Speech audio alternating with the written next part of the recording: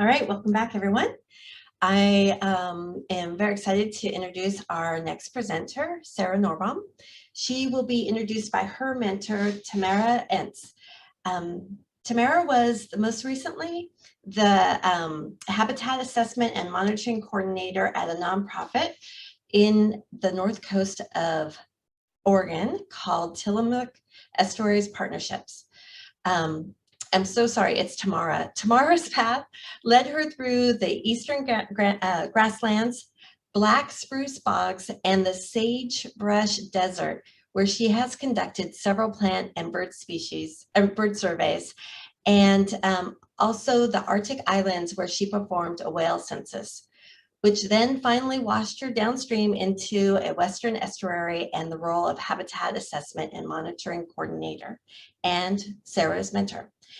I had the great pleasure of meeting with the two of them every month, and it was super fun. I'm going to be missing our monthly meetings. And so please join me in welcoming Tamara to the floor. Hello, everybody. Welcome. I'm glad to see you all here and happy to introduce Sarah. Sarah came to me through Telemach Estuaries Partnership looking for an internship. And given COVID at the time, we were not actually offering internships. So I pulled a few strings and I'm eternally glad that I did. And Sarah is at her best in nature. Her core and future are learning about and protecting the environment.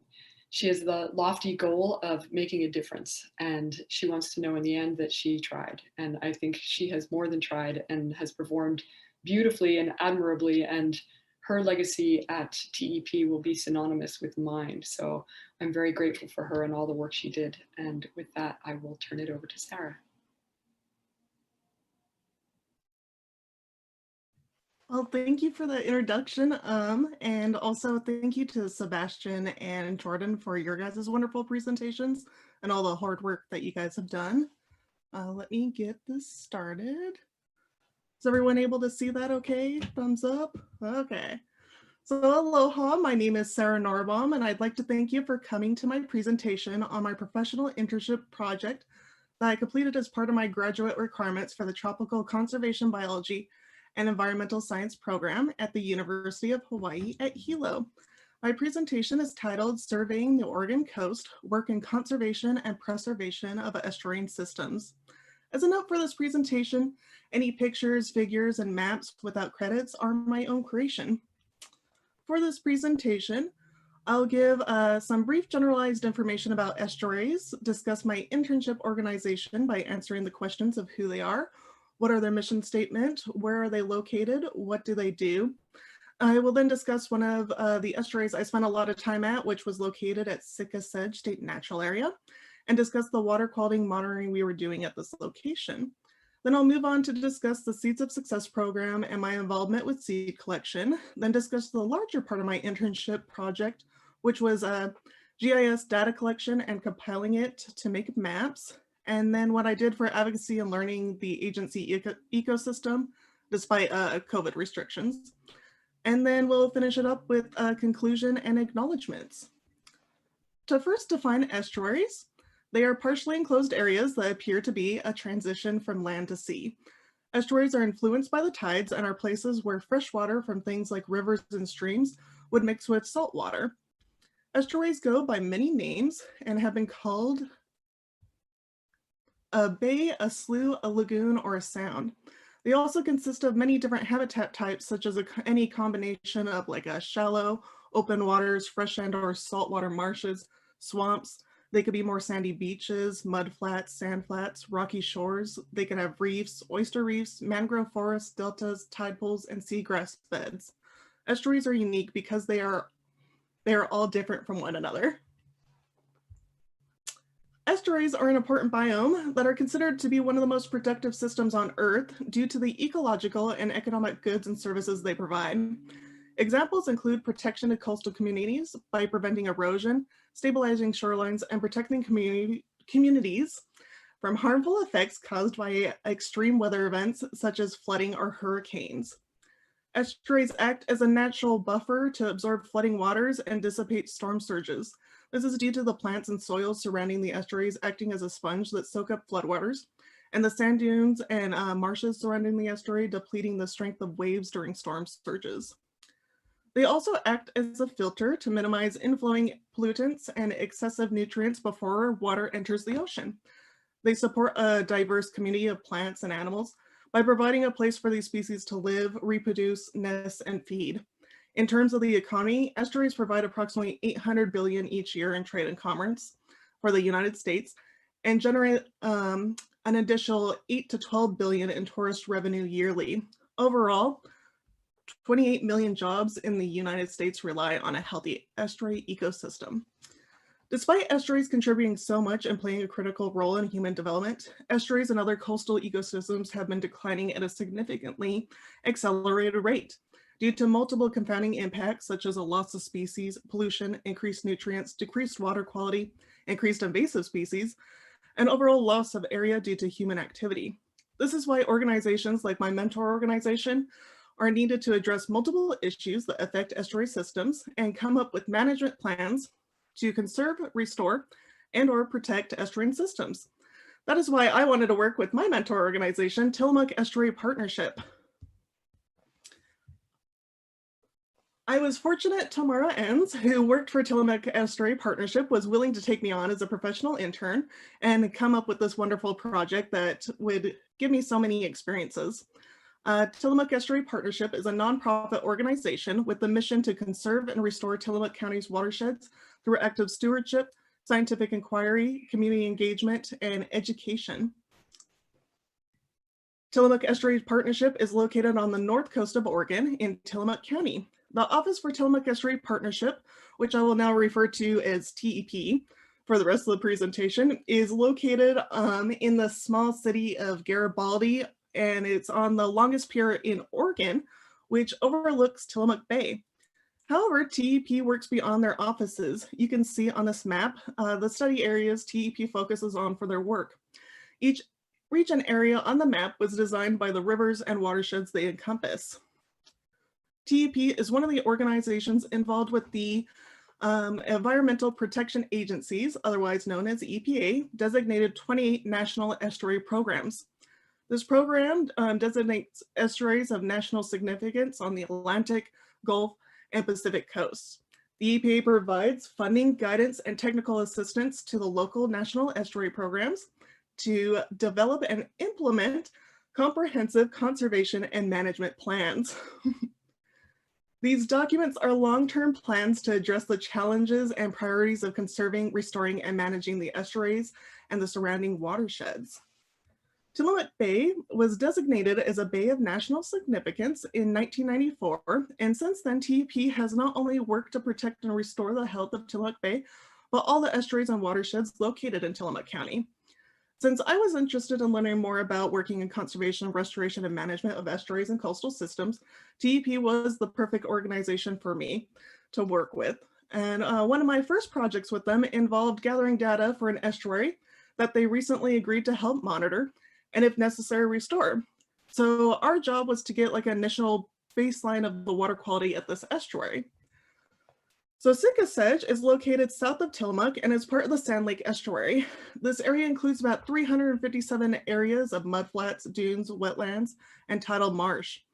The Sitka Sedge area was diked and farmed during the 1900s, and since 1989, many residents in surrounding communities have worked to preserve the site.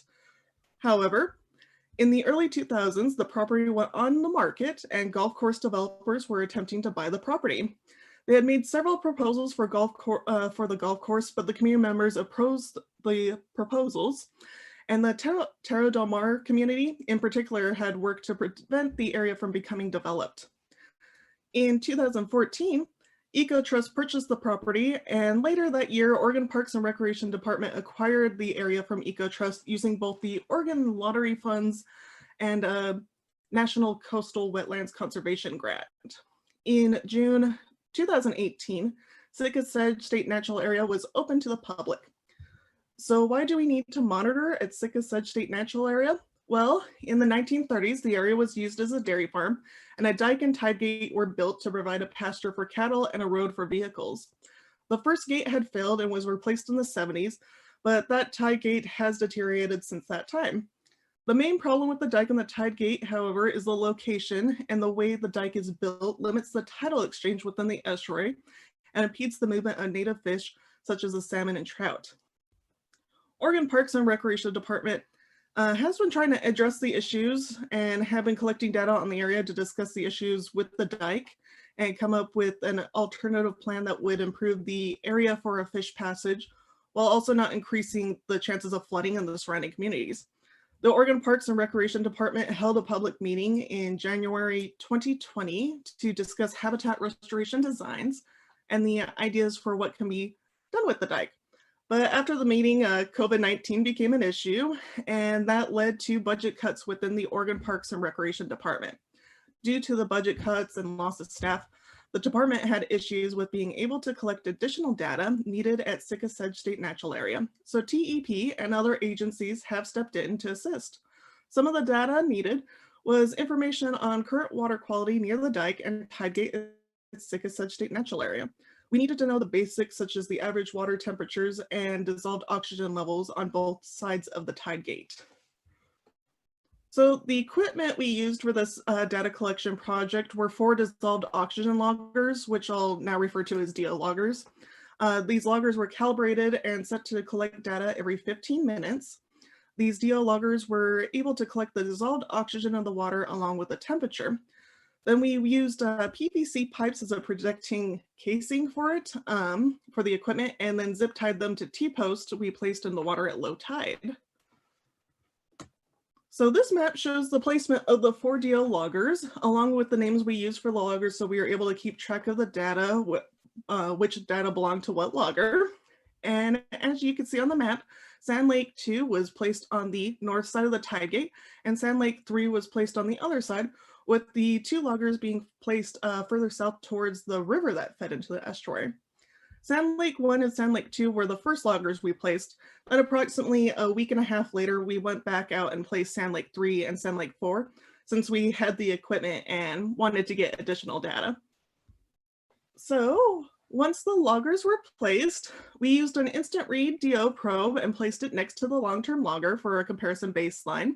The DO probe would tell us the temperature, the percent of dissolved oxygen, the level of dissolved oxygen, and the barometric pressure. Then we would return 2 weeks later to check to make sure the loggers were in place and to drop the DO probe again for that comparison. Then 2 to 4 weeks after the long-term dissolved oxygen loggers were placed, we went back and pulled the loggers from the water, and I took them to download the data using Hoverware software. The data was then converted into Excel sheets where I was able to clean up the data and complete a simple data analysis.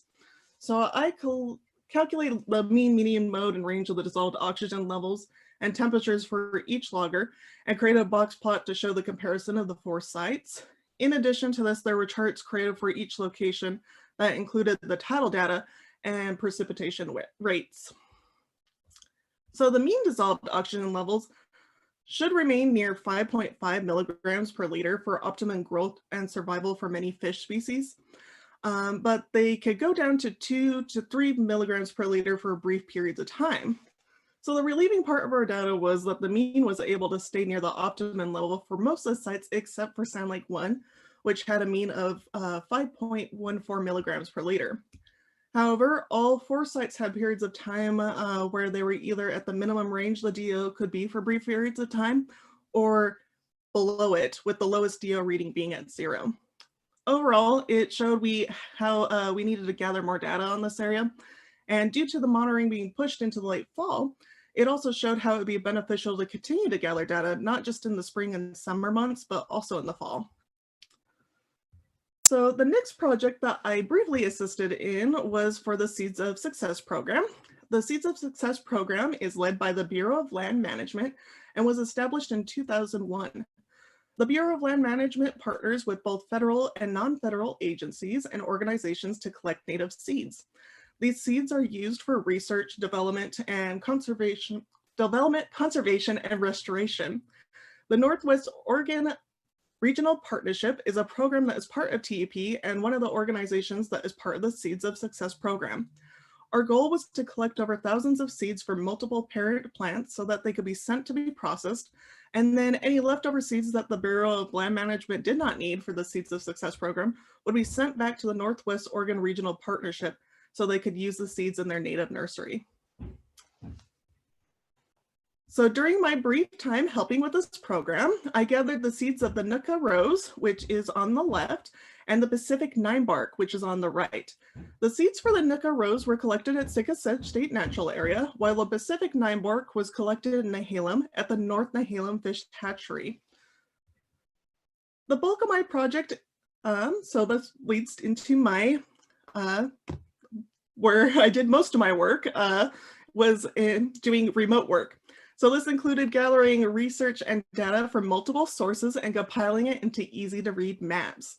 These maps were to help create a visual of the locations of area infrastructures and industries, show the habitat types in the county, the movement of fish passage barriers, and where previous projects took place. After the data was compiled, it was saved and shared to TEP via an external hard drive, Google Drive, and ArcGIS. I definitely wanted to make sure none of that data was lost. So on this map, this slide shows one of TEP's programs called the Backyard Planning Program. The Backyard Planning Program is a cost-free voluntary assistance program that private landowners use to remove invasive species from riparian areas to improve habitat for fish and wildlife. This map indicates where the program has been implemented and what years. There is additional data provided that shares the cost of the project, the habitat type, and the agencies involved in the project when you use the map online, and you could click on the stars there. Then another example of the data collection made into map was on the fish habitat distribution and the fish passage barriers within TEP's study area. The map on the left shows an overview of the fish passage barriers in TEP's study area and any known data on those barriers. This included bridges, culverts, dams, tide gates, and more. Then the one on the right shows what else I did with that data. So I was able to split it into whether the passage barriers were passable, partially blocked, or if the status was currently unknown. And then it was color-coded like a traffic light, where green is passable, yellow is partially blocked, red is blocked, and then the unknown passage status is gray. So this created kind of a visual of the infrastructures that might need our focus in order to restore the habitat of fish in these areas. Then with that data, I also combined it with the fish habitat distribution data from Oregon Fish and Wildlife. There were several fish species I included in this map layer, such as the fall and spring run of Chinook salmon, chum salmon, steelhead, red band trout, coastal cutthroat trout, and more. For the example on this slide presentation, I went with the coho salmon. The map on the left shows the habitat distribution of coho salmon and all the fish passage barriers they might run into in the TEP study area. And then just like the previous slide, I then split it so you could look at just a single type of passage barrier to see where the coho salmons might be impeded by a blocked barrier. So hopefully these maps and data will give a better overview of the area and will hopefully assist in identifying future restoration and conservation needs within TEP's study area. Then sadly, due to COVID, I did not get many opportunities to work directly with the community as I hoped, other than answering questions of people passing by while collecting water quality data or collecting seeds. However, I was able to help volunteer with the native plant cell that TEP and Northwest Oregon Regional Partnership held in October 2020. Northwest Oregon Regional Partnership and Telemach Estuary's partnership found a safe way to have their fall native plant cell by advertising remotely, creating online order forms, and organizing a drive-through for the pickup for the public to pick up their purchases. In the advertisements, people were encouraged to consider buying native plants for their gardening by explaining the importance of native plants to the environment. I assisted by directing people to their orders, answering additional questions, and helping load their orders into their vehicles. Additional projects that were done through my internship with TEP included designing a tutorial course where I taught people the basics of ArcGIS Pro and taught people how to use Esri's story map to share information about their work. During the tutorial, I showed the basics of how to set up a base map, add data, and how to create a feature class. A feature class could be a point, the line, a polygon to create a feature on the map. After showing people in the tutorial the basics, I did send the PDFs I created with step-by-step instructions that they could refer to later and provided additional resources so that they could learn more in the future. A snapshot of the PDF can be seen on this slide. And for the Estuary story map tutorial, I showed examples of how story maps are used to share information with a variety of stakeholders and how to add multiple elements to an Estuary story map. Additional work and to learn the agency ecosystem, I was invited to a few meetings. I was lucky enough to participate in meetings with people from TEP and organizations and agencies TEP collaborates with. One of the meetings I particularly enjoyed was the one with Nature Conservancy, Telemach Estuary Partnership, Lower Columbia Estuary Partnership, and Azteca Waters. And in this meeting, they were working to establish a standard method of monitoring on the Oregon coast. So to wrap up this presentation, I just want to finish by answering these questions on this slide. So my hope is that Telemach Estuary Partnership benefited from my internship as much as I did. At the very least, I hope I contributed as an extra pair of hands to help with the native plant cell, collecting seeds and entering data. I know I benefited by working with Telemach Estuary Partnership because I learned so much from them. I was able to get some hands-on experience out in the field and had worked from beginning to end on a monitoring project and learned more about using GIS. This has also been a great experience in working remotely and staying motivated to get tasks done. I also benefited by working with Telemach Estuary Partnership since it allowed me to expand my network as we collaborated with several agencies and individuals throughout this internship project. Throughout my time in the TCBES program and my work with TEP, I was given many opportunities for field experience to gain new knowledge on estuary systems, data management, and so much more. It has allowed me to challenge my own perspectives and best practices for communicating environmental conservation to a variety of audiences. Overall, the TCBES program and my internship project helped confirm my passion and desire to work in estuarine and marine ecosystems. Now, after this project, the plan is to graduate from the TCBES program and continue working on conservation and restoration projects. This summer, I am volunteering with Telemach Estuary Partnership to get more experience while I start planning my next steps in life. So now that we have come to the end, there are several people I'd like to thank for this opportunity, such as my family and friends, especially my parents, my brother, and my sister-in-law. They all supported me to follow this path, and I really am forever grateful. I would like to thank my mentor, Tamara Enns, who graciously took me on to help create this great project. She was always willing to provide guidance and gave me the ability to jump into any project I found interesting. I really cannot thank her enough for the knowledge that she shared with me and for providing this opportunity. I would also like to thank York Johnson and Mason Miller for allowing me to work with them on several projects, and for everyone else that I worked with at Telemach Estuary Partnership. They were each so kind and helpful and just provided a wonderful experience. Next, I would like to thank my advisor, Lisa Canelli. She has continually supported me throughout my time in the TCBES program. She has worked tirelessly to make sure I had every opportunity to obtain more knowledge and skills throughout the program. I also could not thank her enough for everything she's done. Lastly, I would like to thank my cohort. Every single person in my cohort is absolutely amazing for the kindness, assistance, time, and memories that they have given me throughout this program. I know that they will each go on to do amazing things in their life. And so with that, with all that being said, I'd like to give a big mahalo to all of you for listening to my presentation.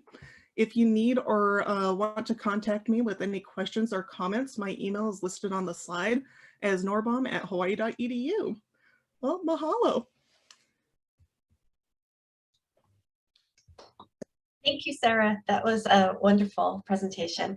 We'd like to open up the floor now for any questions. So if you have a question and you're shy, please type it in the chat. And if you're brave, please feel free to unmute yourself and ask the question.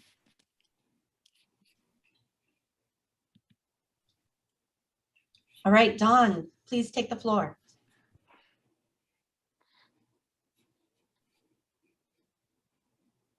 Oh, I think that was, sorry, I think that was a applause and not a raised hand. So Sarah, I do have a question for you. You did a deep dive into the ecological data that was available for your area of interest. And I know you went to multiple sources for those data sets. And I'm wondering, now that you have a better understanding of estuaries, what sort of data do you think still needs to be collected to be able to do analysis of place? So definitely, sorry if you hear my nephew, he is not having a good time. I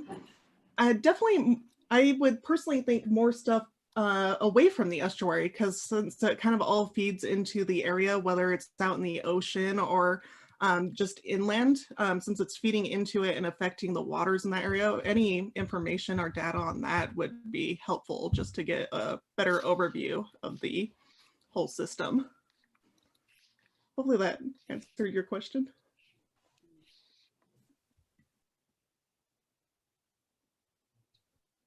All right, so let's turn to our YouTube correspondent. Tracy, how's it looking over there? Are there any questions in the comments? No, people aren't writing in there. Okay. I have a question. It's easy to monitor, so. Okay. I heard somebody in the audience say that. Yeah, I have a question for Sarah. With your temperature data, was that sort of a surprise to you and in what you found? I don't feel like the temperature data was that much of a surprise. Just I think with some of the placement, it was warmer too a little bit in the fall. So I think the surprise for me at least was more the DO levels.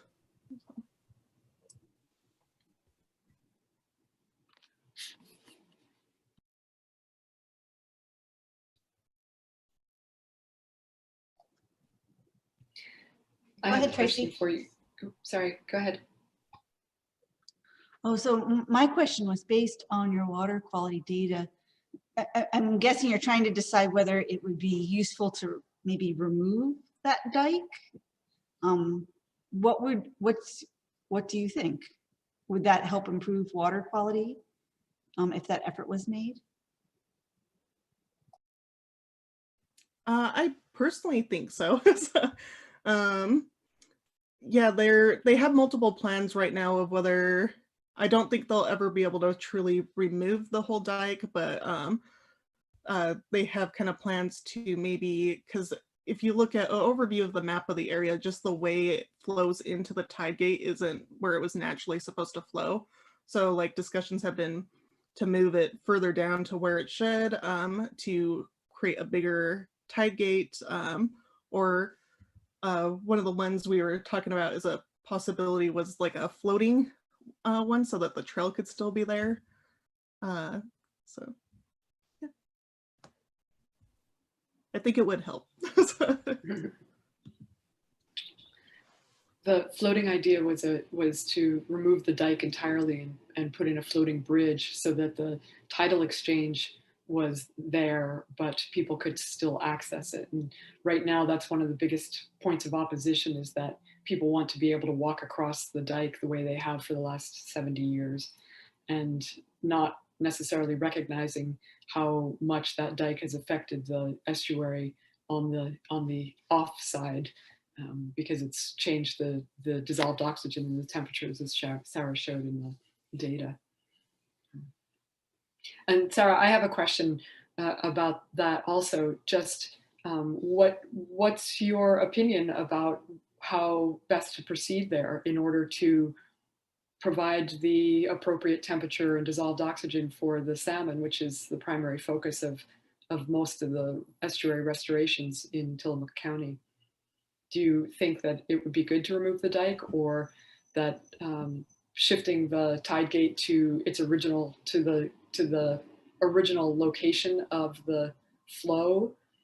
Because they did move, as Sarah said, when they put the tide gate in, they basically put it in a place that is the opposite side of the bay from where the natural channel, primary channel, was in the bay. So do you think, what's your opinion on that, removing it versus just shifting it back, or what do you think would be best, or would you like to see? I would like to see improvement. It's hard to, I think, say exact opinion. When I had talked to Oregon Parks and Recreation Department, it's kind of a controversial subject just because the community is, as you said, kind of opposed to removing it completely for the trail reasons. And then also there's concern since Terra del Mar is kind of built so close to it that it might cause flooding into their homes. So it might not be possible just to remove it completely if we want community support, but maybe just changing even where it naturally flows might increase better, and fixing the tide gate so it's not deteriorating.